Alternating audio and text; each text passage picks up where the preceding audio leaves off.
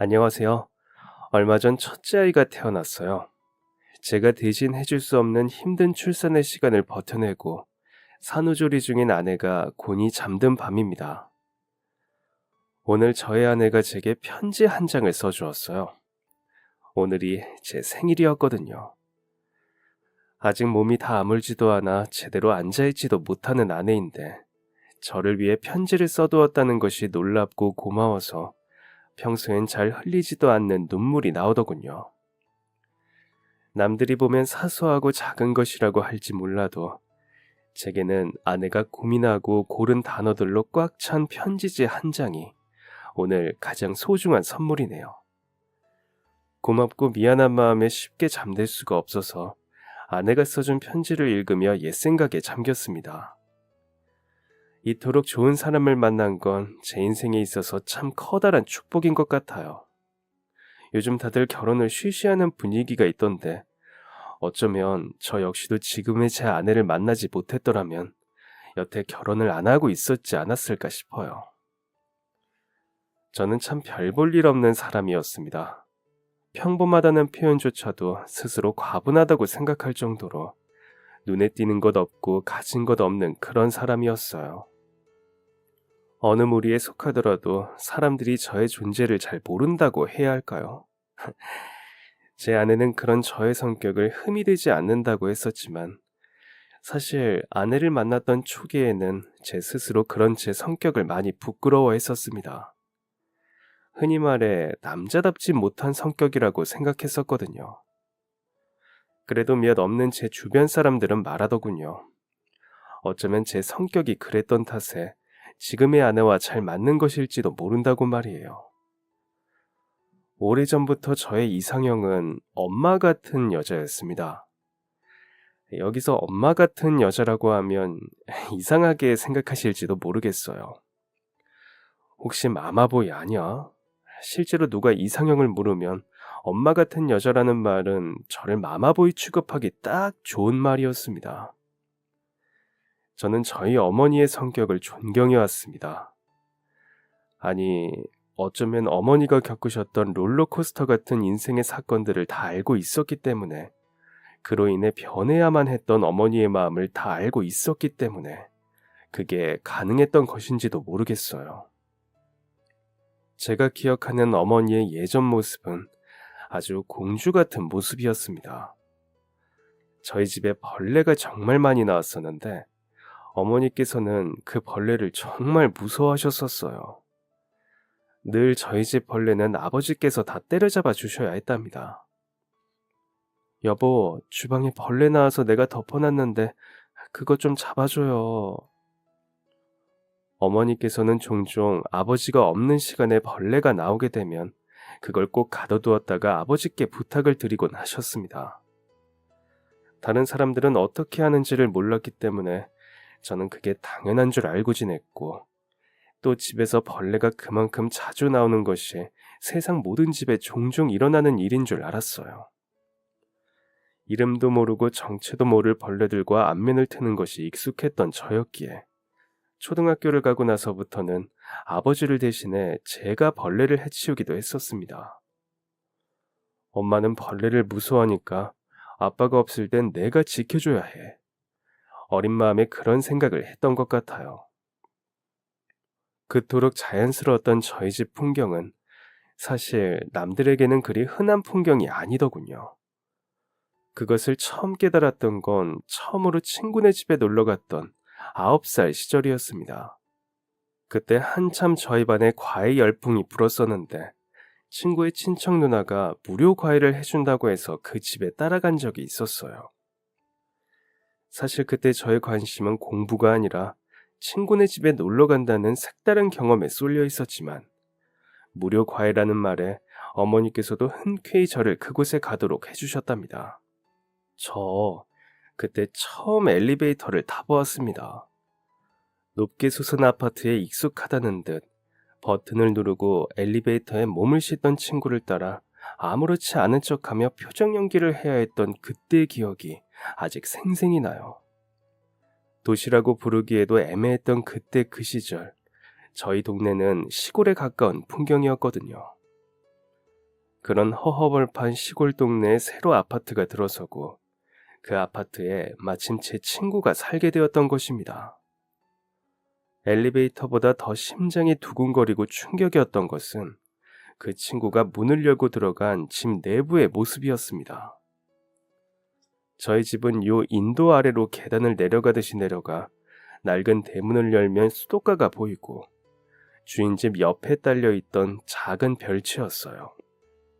방 하나에 주방 겸 거실 하나가 있었고 화장실은 밖으로 나가야 하는 그런 구조였답니다. 아침에 일어나 세수를 하는 곳은 당연히 마당에 딸린 수도가였고 말이에요. 솔직히 다들 그런 집에 사는 줄 알았습니다. 동화책에 나오는 집들도 다 저희 집이랑 비슷하게 생겼다고 생각했었어요. 굴뚝이 있고 나무가 있고 그런 것들. 그랬는데 친구 집은 너무 다르게 생긴 거죠. 신발을 벗고 들어가는 현관부터가 달랐고 푹신한 소파와 커다란 TV, 벽에 걸려있던 가족사진. 그중 가장 충격적이었던 것은 화장실이었답니다. 그때만 해도 제가 다니던 학교 화장실에도 변기들이 모조리 쪼그려 앉아 쓰는 모양이었는데 친구네 집에는 엄청 좋은 변기가 있는 거예요. 어리고 놀란 마음에 도저히 편하게 볼일을 볼 수가 없겠더라고요. 그날 그 친구네 집에서 공짜 과일을 받고 저희 집 대문을 열고 들어가 급하게 화장실로 뛰어들어가면서 그런 생각이 들었습니다. 우리 집은 왜 이럴까? 지혁이 집은 저렇게 좋은데 우리 집도 지혁이 집처럼 생겼으면 좋겠다. 아, 나도 엘리베이터 있는 집에서 살고 싶다. 그래서 참 철이 없게도 그날부터 어머니 아버지께 친구 집 얘기를 자주 했답니다. 어머니께서는 제가 처음으로 그 말을 했을 때 울먹이며 물어오셨어요. 우영이 너 그럼 그때 그래서 그 집에선 못 가고 참았다가 집에 와서 화장실 간 거니? 저는 고개를 끄덕였고 아버지께서는 절망하는 듯 한숨을 쉬셨습니다. 가난했던 시절 어떻게 해서라도 저를 잘 키워보려 하셨던 어머니 아버지의 가슴에 그렇게 저는 대못을 박아버렸습니다. 가난이 무엇인지도 잘 몰랐던 9살 어린 나이인 제게 어머니 아버지께서는 어떤 설명도 쉽게 하시지 못했습니다. 어색한 미소와 두 분의 눈에 맺힌 어렴풋한 눈물방울. 저는 그걸 뚜렷이 보고서도 몰랐어요. 자꾸 얘기하고 고집을 피우면 그렇게 때를 쓰다 보면 그 집에 살 수 있을 줄만 알았습니다. 근데 그게 안 되는 것이더라고요. 한 달이 지나도 두 달이 지나도 저는 여전히 그 집에 살아야 했습니다. 그러다 보니 자연스레 알게 되더군요. 우리 집은 남들과는 다르다는 것을. 나는 엘리베이터가 있는 집에 살 수가 없다는 것을 말이에요. 제가 초등학교 5학년이 되고 나서야 저희는 그 어둡고 침침하고 비좁은 데다 벌레가 득실거렸던 불편한 집을 떠나 이사를 갈 수가 있었습니다. 물론 그 집에도 엘리베이터는 없었어요.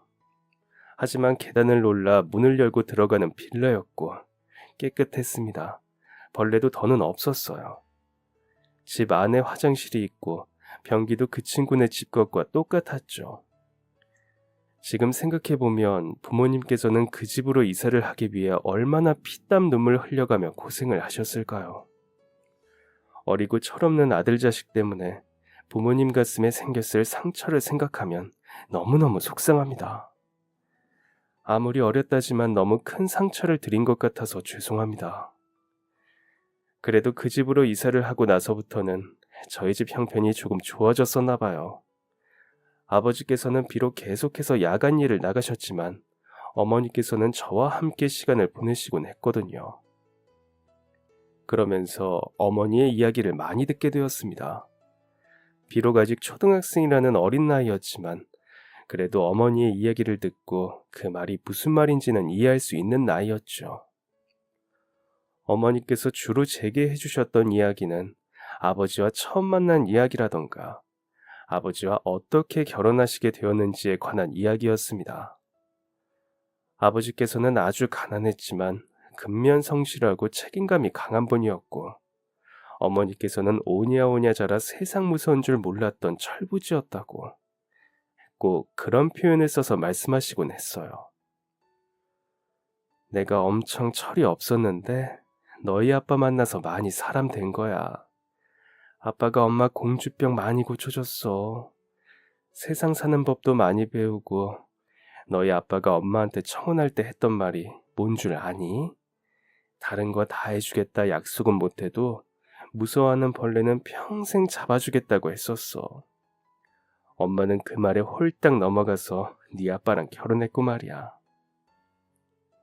어머니께서는 몇 번을 해도 질리지 않는다는 듯 했던 말씀을 하고 또 하셨습니다. 저는 그 말을 들을 때마다 똑같이 대답했어요. 엄마, 진짜 벌레 잡아준다는 말에 결혼을 했단 말이야? 아니지, 사랑해서 한 거지. 엄마가 아빠를 사랑하고 아빠가 엄마를 사랑해서, 그렇게 사랑해서 너도 태어난 거야. 어머니의 그 대답이 듣고 싶어서 매번 그렇게 똑같이 물었었답니다. 어쩌면 어머니께서도 그 이야기를 하고 싶으셔서 매번 같은 이야기를 제게 들려주셨던 건 아닐까 생각해요.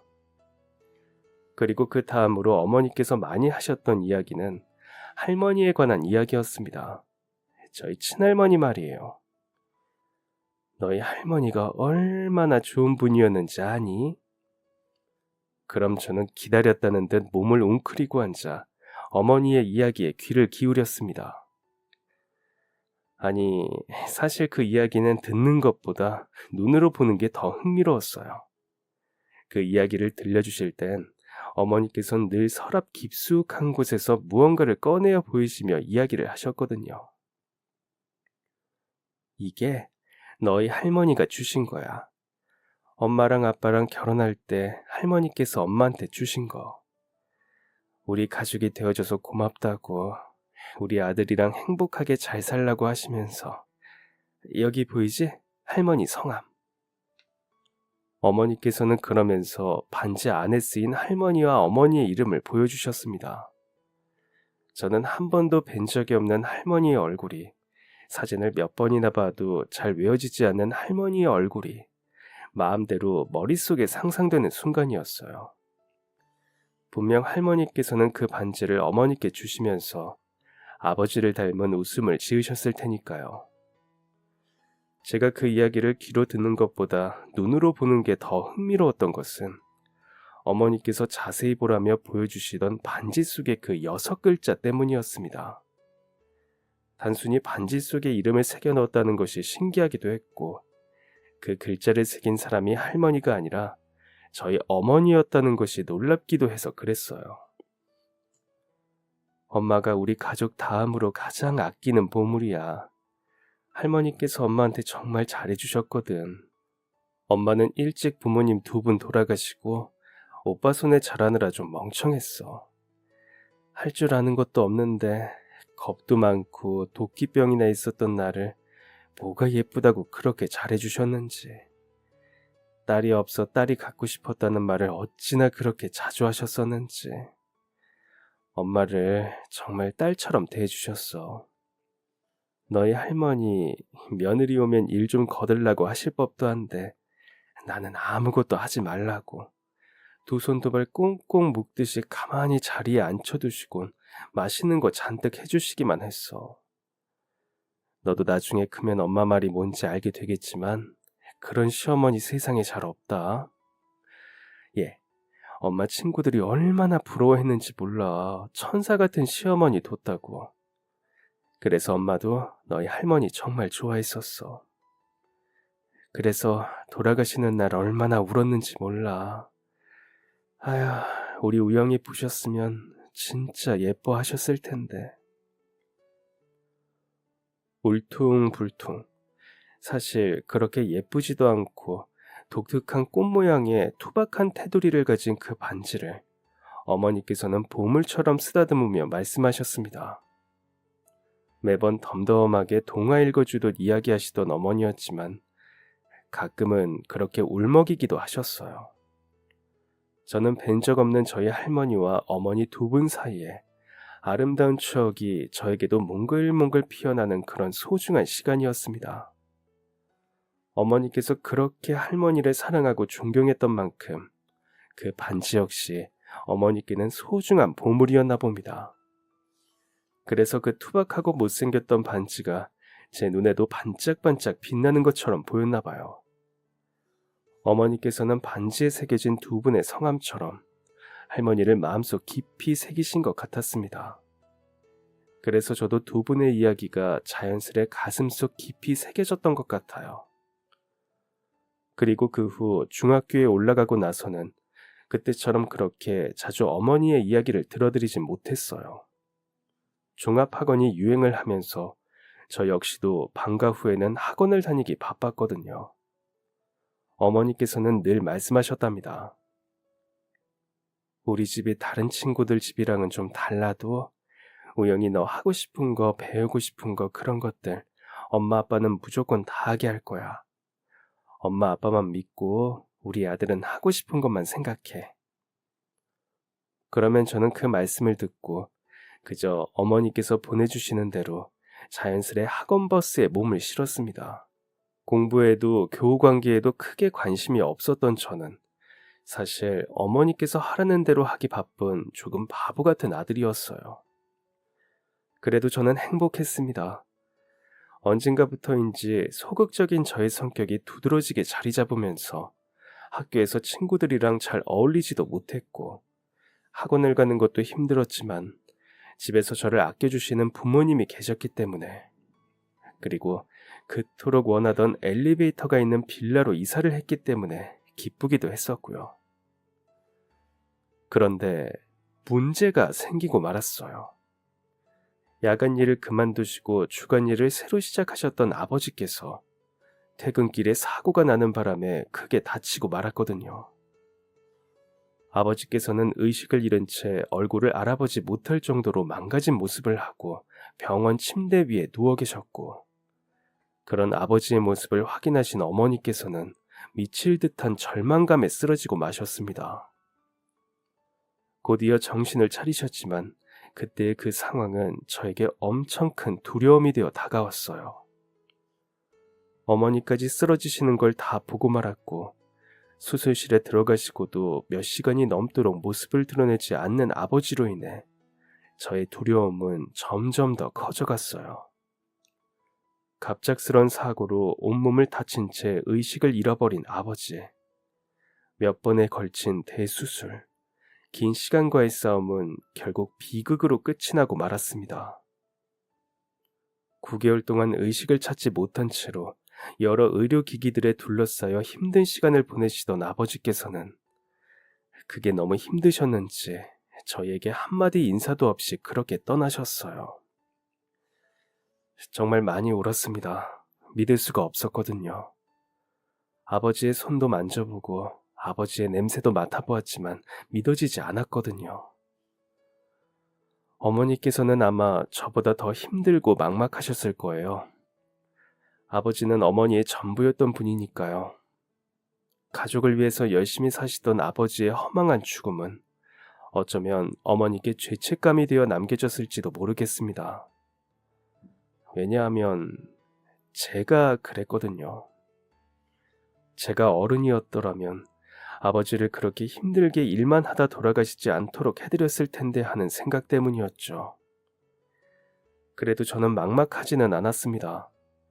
아버지께서 돌아가셔서 너무 가슴 아프고 힘들고 괴로웠지만 너무 슬펐지만 막막함이라는 것은 잘 모르던 나이였으니까요.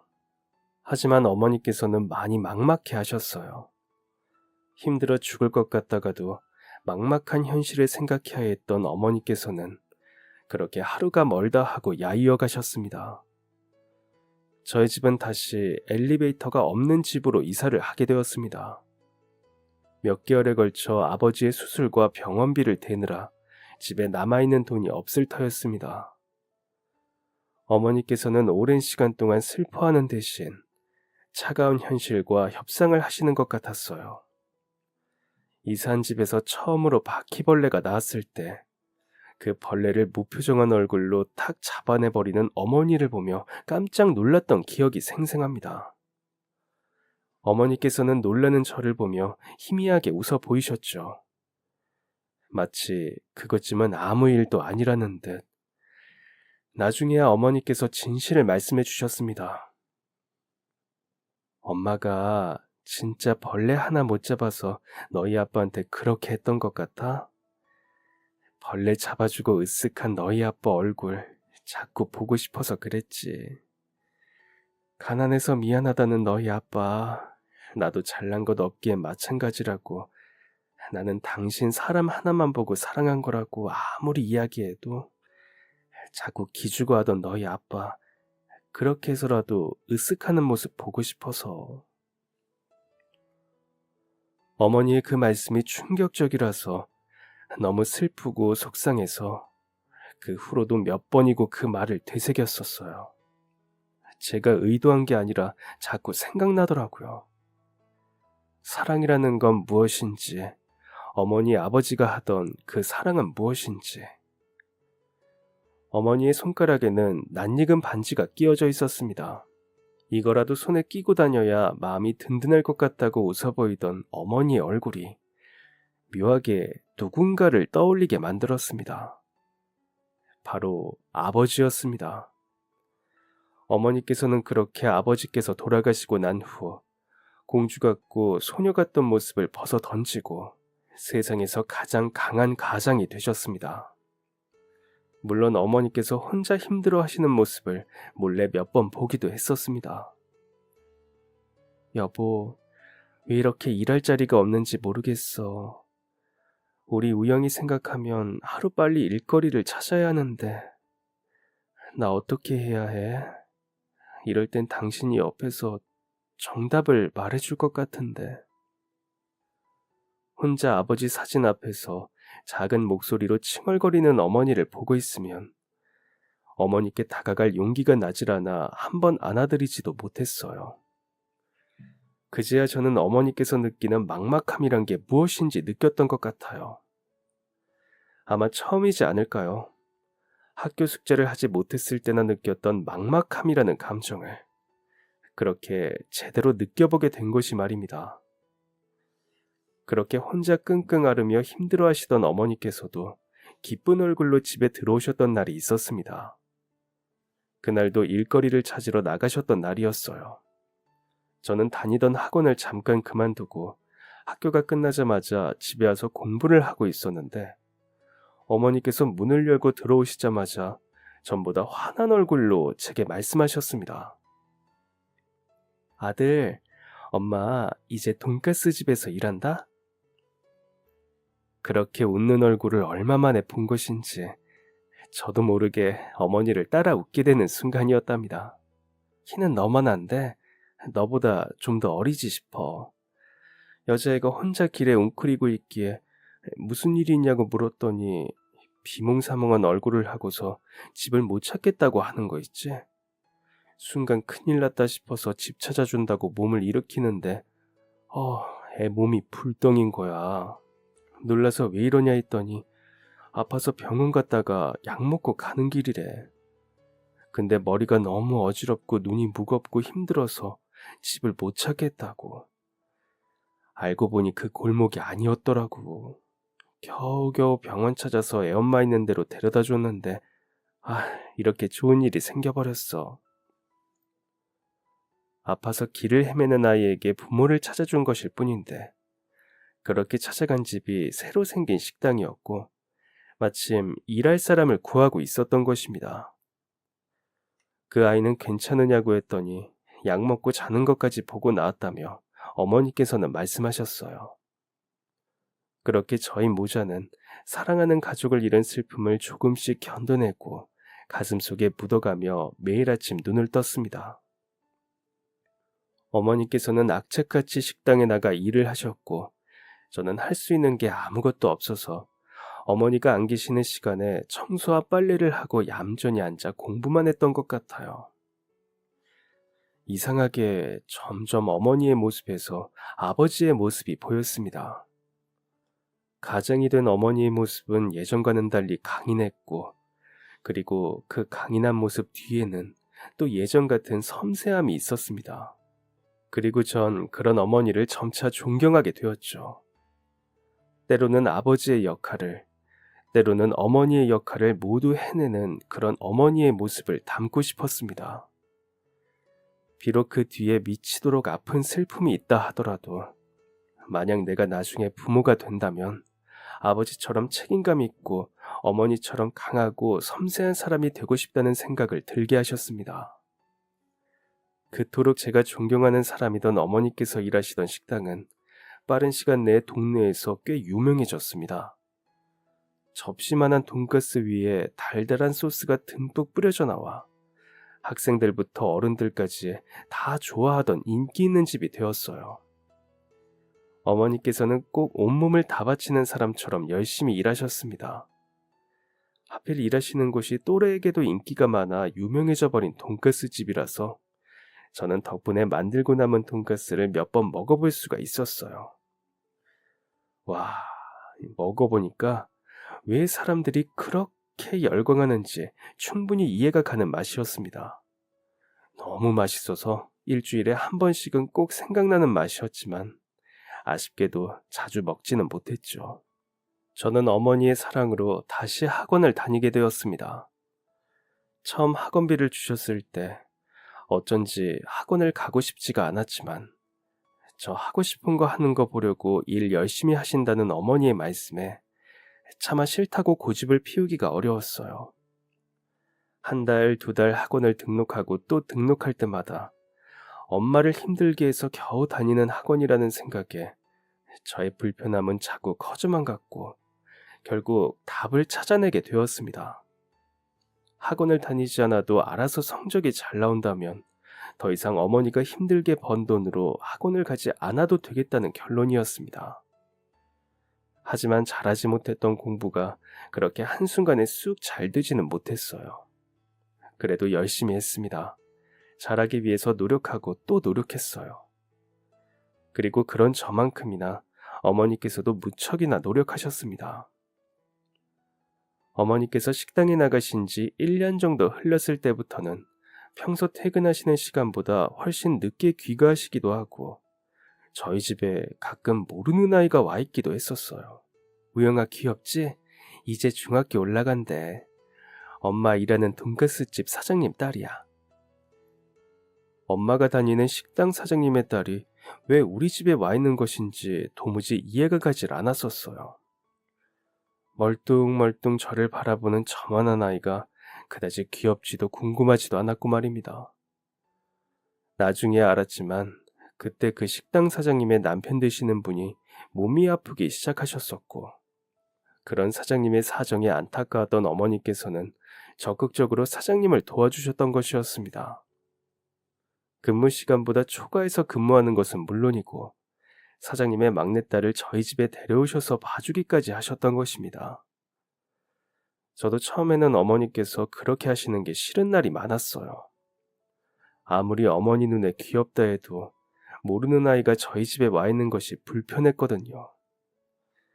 하지만 시간이 약이라고 점차 적응하게 되더라고요. 무엇보다 매일같이 돈가스 고기를 망치로 다져대느라 어깨와 발이 편할 날이 없는 어머니를 보고 있으면 어머니께서 하시는 그 어떤 것이든 제가 도와야겠다는 생각이 들었습니다. 그러다 보니 그 사장님의 딸이라는 아이를 돌보는 것도 제가 도울 수밖에 없었어요.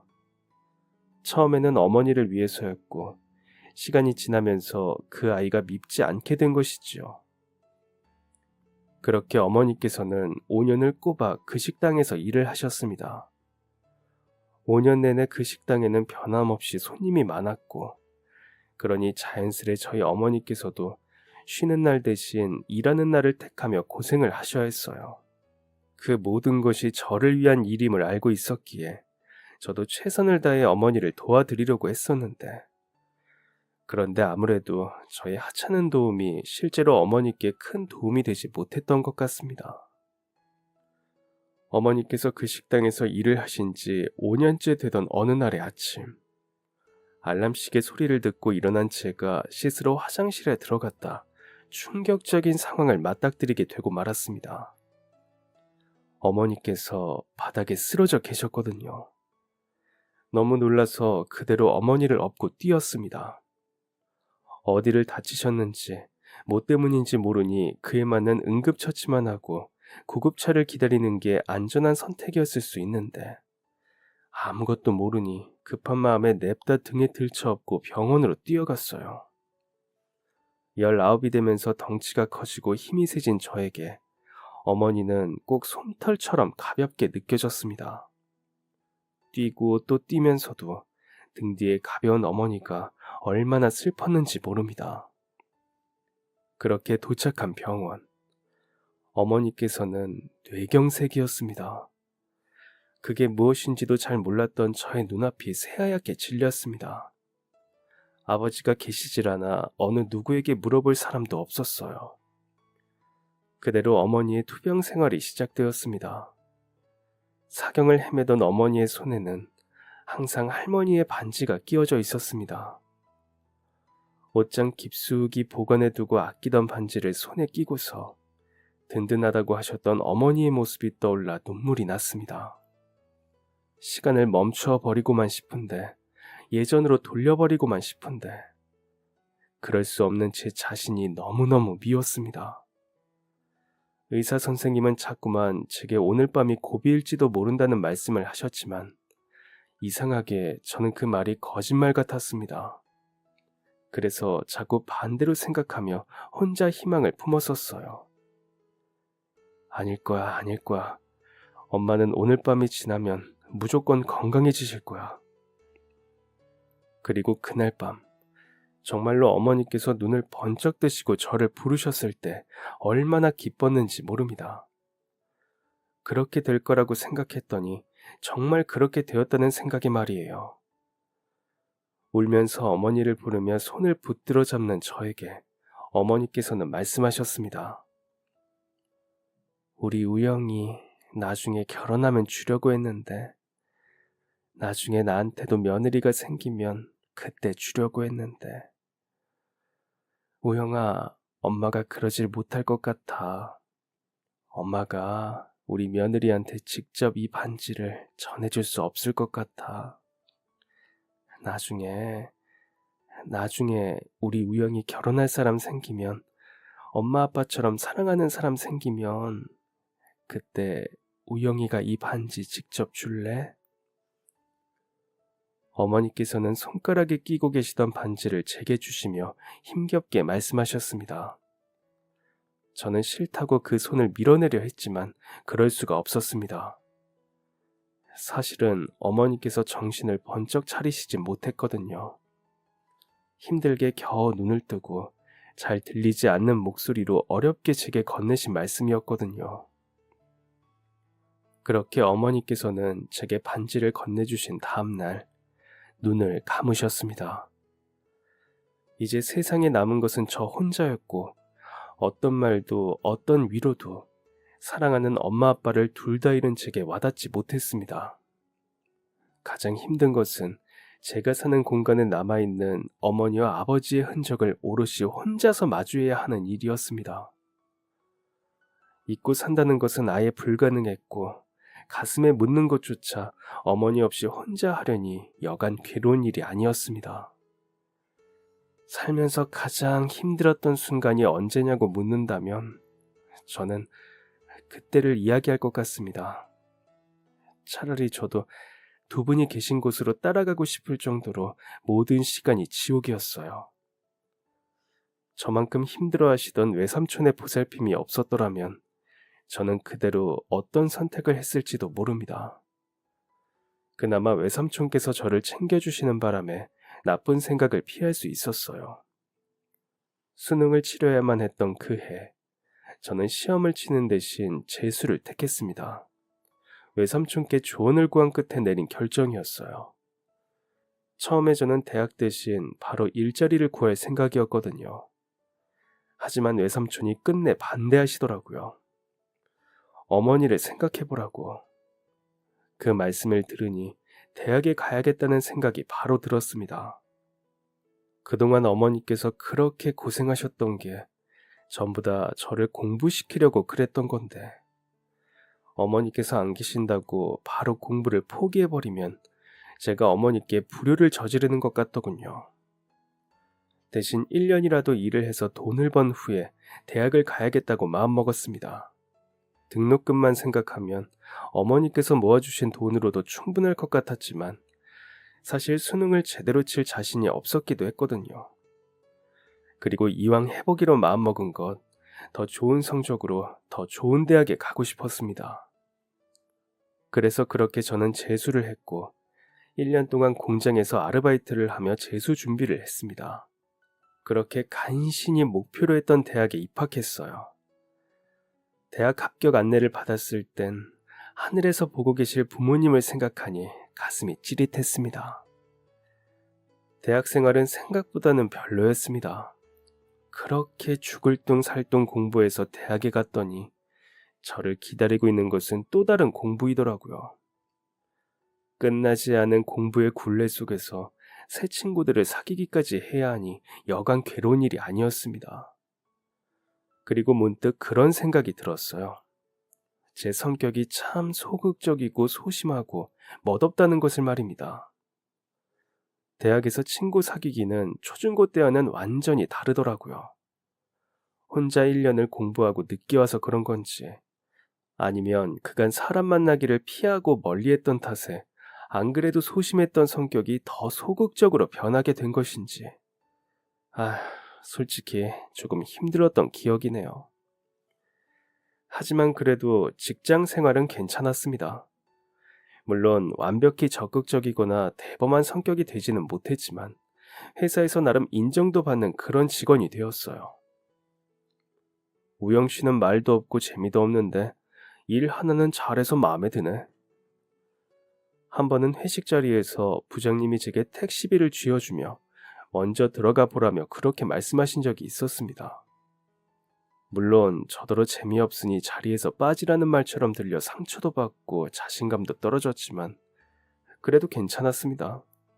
먹기 싫은 술 많이 안 먹어도 되니까 차라리 다행이라 생각하자 했거든요.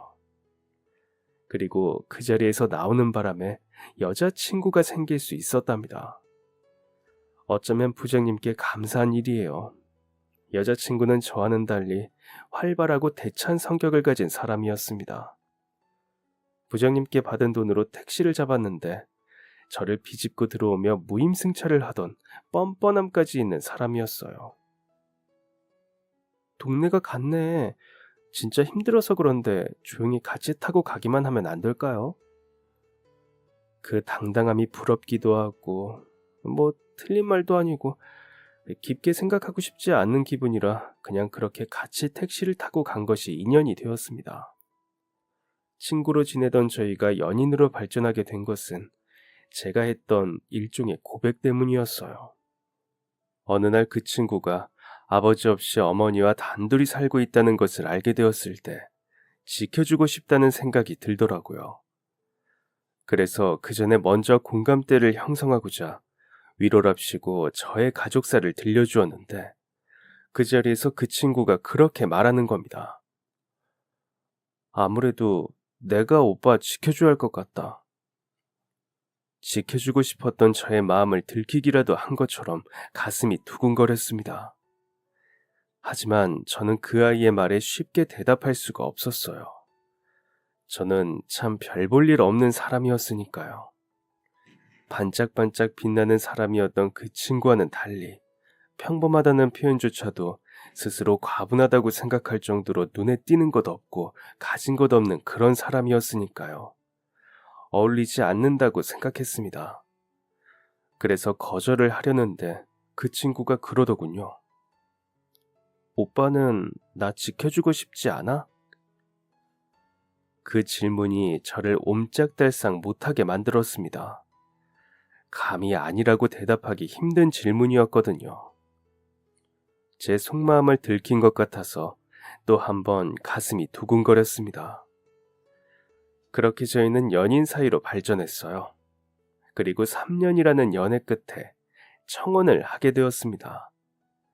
더 오래도록 더 가까운 곳에서 미나를 지켜주고 싶었기 때문이었어요. 어떻게 청혼을 할까 고민하다 어머니께서 주셨던 그 반지가 떠올랐습니다. 어머니께서 살아생전 가장 아끼는 보물이었던 그 반지. 꼭 제 손으로 미래의 며느리에게 전해달라고 하셨던 그 반지. 예쁜 구석 없이 투박하고 오래된 금가락지라 잠시 망설여지기도 했지만 왠지 미나라면 그 반지를 기쁘게 받아줄 것 같은 확신이 들었어요. 그런 사람이기에 그렇게 사랑할 수 있었으니까 말입니다. 그렇게 저는 그 반지 안에 적힌 할머니와 어머니 이름 옆에 미나의 이름을 새겼습니다. 그리고 그 반지를 내밀며 청혼했어요. 미나야, 나랑 결혼해 줄래? 미나 네 가장 가까운 곳에서 가장 오래도록 너를 지켜주고 싶어. 미나는 반지 케이스를 열어보지도 않고 저를 덥석 끌어안으며 그러자고 대답했습니다. 그런 미나의 씩씩함에 제 심장은 다시 한번 녹아내렸죠. 뒤늦게 반지를 꺼내어 보고 손가락에 껴본 미나는 그 반지에 얽힌 이야기를 들으며 눈물을 글썽거렸습니다. 그리고는 제게 말했어요. 나도 오빠 지켜줄게. 그런데 그렇게 결혼을 약속했던 그날 밤, 비 내리는 창문 밖을 바라보며 쉬고 있는데 느닷없이 미나에게서 전화가 걸려왔습니다. 오빠, 집 앞인데 문 열어줘. 놀라서 현관으로 뛰어나가 문을 열었더니 문 앞에 서 있는 건 다름 아닌 미나와 예비 장모님이었어요. 비가 이렇게나 많이 내리는데 우산도 쓰지 않고 오신 건지 비를 맞아 흠뻑 젖어 있었습니다. 그동안 몇 차례 만나 뵙고 식사도 함께 하긴 했었지만 그렇게 불쑥 집 앞으로 찾아오신 것은 처음이라 당황하고 놀랄 수밖에 없었어요. 서둘러 두 사람을 집 안으로 들이고 마른 수건을 내어드렸지만 그보다 더 급한 손놀림으로 예비 장모님이 제 손목을 덥석 붙드셨습니다. 저기 있잖아, 김서방. 어머니 사진 좀 볼 수 있을까? 비 맞은 몸을 수건으로 닦기도 전에 예비 장모님께서 다급하게 제게 부탁하신 것은 어머니의 사진이었습니다. 어리둥절한 제가 왜 그러시느냐고 우선 머리부터 닦고 말씀하시라고 그 손에 수건을 쥐어드리니 미나가 말했어요. 엄마가 오빠가 준 반지를 본 적이 있으시대. 어머니의 반지를 보신 적이 있다니 저는 더욱더 당황했습니다. 그 반지를 어떻게 알고 계시는 거지? 다급한 손놀림으로 핸드폰 속에 있던 어머니의 사진을 열어 장모님께 건넸습니다. 그랬더니 장모님의 얼굴이 일그러졌고 곧이어 두 눈에서 눈물이 터져나오기 시작했어요. 맞네, 맞아. 그 미자 언니가 맞네. 어쩜 좋아. 사진을 확인한 장모님께서는 저희 어머니의 성함을 부르시며 오열하시고 말았습니다. 그 모습을 보던 저는 당황했지만 옆에 서 있던 미나가 무언가 기억을 스쳐가는 듯한 표정을 지으며 함께 눈물을 흘리기 시작했습니다. 그리고 그 눈물을 닦아내며 장모님께서 말씀하셨습니다. 김서방 어머니가 나 어려울 때 많이 도와줬던 사람이야. 애지중지하던 반지를 일할 때는 꼭 빼고서 나더러 금고에 좀 넣어달라고 부탁하곤 했었지. 대체 이게 뭐냐고 그렇게까지 애지중지하냐 물었을 때 언니가 그랬었거든. 시어머니가 물려주신 반지라고. 그러면서 안에 적힌 이름 2개를 보여줬었어. 근데 이게 우리 미나 손에 들려올 줄은. 알고 보니 장모님은 어머니께서 살아생전 일하셨던 식당의 그 사장님이었습니다. 힘들었던 시기에 누구보다 적극적으로 식당 일이며 사장님을 도왔던 어머니를, 그리고 그 어머니께서 그렇게나 아끼셨던 반지를 기억하고 계신 것이었어요. 독특했던 반지 문양과 그 안에 적힌 글자를 보고 알아볼 수 있었다며 오열하시는 장모님의 옆에서 미나도 울음을 참지 못하고 말했습니다. 어렸을 때 아파서 약 기운에 길 잃어버린 나를 찾아줬다던 그 아주머니가 오빠의 엄마였던 거야? 아빠 아프실 때, 엄마 힘들 때 나 밥 챙겨주고 하시던 그분이 오빠의 어머니라고? 온몸에 소름이 돋았습니다. 어떻게 이렇게 인연이 이어질 수 있는지. 만나게 된 지역도 달랐고 시간이 흐른 뒤였기에 전혀 몰랐습니다. 미나가 종종 이야기했던 장모님께서 예전에 하셨다던 돈가스집이 그때 그 집이었을 줄은. 미나는 엉엉 울며 말했습니다. 아무래도 우리의 인연을 돌아가신 어머니께서 맺어준 것 같다고 말이에요. 왠지 저도 그렇게 느껴졌어요. 어머니께서 이어주신 것이 아니라면 그 상황을 설명할 다른 방법이 없었습니다. 직접 겪고도 믿기지 않는 놀라운 인연에 저희 두 사람은 더욱더 서로를 운명이라 여기고 깊이 사랑하게 되었습니다. 결혼식도 순조롭게 진행되었고 저희의 운명에 감사하게 되었죠. 게다가 그렇게 행복한 결혼 생활을 할 수 있었던 건 장모님의 사랑도 빼놓을 수 없습니다. 아들과 다름없다는 말을 입에 달고 사시던 장모님께서는 어머니도 아버지도 계시지 않는 외로운 저에게 든든한 가족이 되어주셨습니다. 그런 든든한 믿음과 사랑 속에 저희에게 새로운 가족이 생긴 거예요. 지켜야 할 가족이 또 늘었다는 사실에 너무나도 행복합니다. 앞으로도 그들을 잘 지켜내기 위해 변함없이 노력하는 당당하고 멋진 사람이 되려고요. 어머니께서 이어주신 인연을 소중히 귀하게 여겨 오래오래 사랑하고 사랑받으며 살겠습니다. 그럼 지금까지 사연 들어주셔서 감사합니다. 사연이 재미있으셨다면 구독과 좋아요 부탁드려요. 감사합니다. 안녕히 계세요.